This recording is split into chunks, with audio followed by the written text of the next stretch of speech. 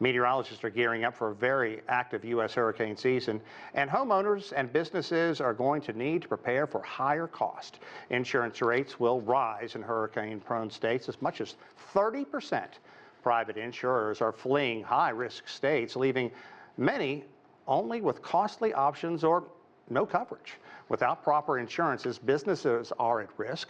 Rebuilding costs and losses can cause them to close, hurting local economies and increasing unemployment. Hurricanes will hurt consumers significantly, with oil and gas prices seeing biggest hikes, while damaged supply chains will put up prices and shelves. Lots of threats, not in just the Pacific, but also in the Atlantic, where the hurricane season is coming into shape. Now, what does it mean in terms of economic impact? We're joined by Daniel Krieger. He is the executive director and co-founder of the Association of Climate Change Officers. Daniel, thanks very much for joining us. I want to talk about the predictions for this year. We know that it's going to expected to be a very active year. So what is that going to do to the potential costs?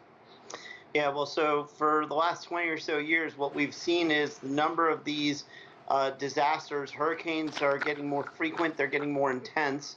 The other thing that's happening is we've developed more in harm's way. We have a lot more things that we care about and value in harm's way. So the number of billion-dollar disasters each year keeps going up and up per NOAA, who measures these, even cost per inflation adjusted. So we can expect to see more of this, unfortunately. Okay, let's talk about the ongoing efforts to rebuild and also fortify not just infrastructure, but to sort of bolster areas. We've talked about beach renourishment. We know a town in Massachusetts, small town, spent $600,000 on a protective sand, and it just washed away. Yeah, and that's the storyline of much of the eastern seaboard of the United States, particularly in tourist areas where beaches are an important part of the local economy. Unfortunately, that sort of renourishment doesn't really have long-term durability, if you will, but it's vital in the short term for protecting against those storm surge events as well. Unfortunately, it's so to speak, the cost of doing business.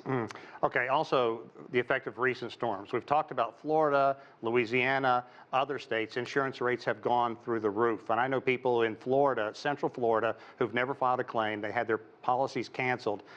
Bring us up to date on the insurance chaos that's going on in Florida. People can get it. It's just crazy. And is it fair that the U.S. taxpayers are in essence going to be funding a lot of this because the big names all pulled out of the area because they're losing money?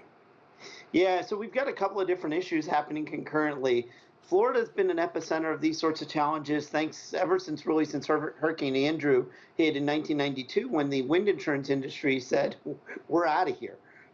And so the state of Florida has been operating under Citizens, which is really a state-run program that looks a lot like the National Flood Insurance Program subsidized by the federal government, which means the taxpayer. Look, if the rate of increase of this risk is outpacing our ability to keep up with preparing for it, then those who are the backdrop are the ones who are going to pay for it. And the risk pool, if you will, is getting sicker, and the healthier side of people who are less exposed to that are the ones who are going to subsidize it. It's part of the economics of this. You know, Daniel, you talked about Hurricane Andrew, and I think it's important to point out that one thing that came out of that disaster was better building codes, and houses are able to withstand more. But what about building on barrier islands? I mean, these barrier islands move. They're supposed to be the first line of defense against the storm surge, against winds. Should insurance companies pay to rebuild for homes that we know are going to get wiped out? We don't think they will get wiped out eventually.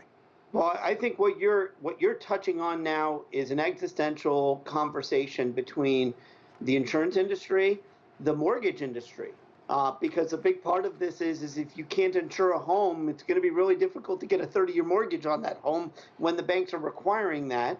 But you're also talking about now, in most cases, the most significant investment that a family makes.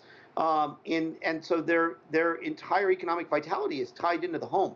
So this is a bigger picture conversation that we're going to have to figure out. We're going to look at a very significant economic shift taking place. But in the meantime, the risk profile has gone up dramatically. As a result, the cost of insuring things that are in harm's way are going up. Hopefully, we are putting better codes and ordinances in places and better investments into protecting, to building resilience Right, and right. being more adaptive. Daniel, are people learning? We know that South Florida, Miami Beach area is going to be underwater. Louisiana is losing, what, a football land every hour. People are still building, they're still living there, rising sea levels, warming oceans, more violent, unpredictable storms. Are people learning? Well, yes and no. And I say this as I'm coming to you from Miami, which is where I grew up. I think we're building smarter in a lot of these places, but you're also talking about something where you've got places where you've got millions upon millions of people. You've got families who've been there for generations and generations. How do we either relocate in time in a way that's really not appetizing to people? And how do we protect while we're here at the same time? And these are some of the bigger conversations. How much do we invest, and when do we say we can't protect anymore? We haven't answered that question as a society yet, but we're facing it because 40% of our population is within just a few meters of sea level, both in the U.S. and throughout Europe. Yeah, you're talking about climate refugees, and that's going to be a big story in coming decades. Daniel, I can't thank you enough. I'm sure we'll talk to you again. And stay dry, my friend, down there in Florida.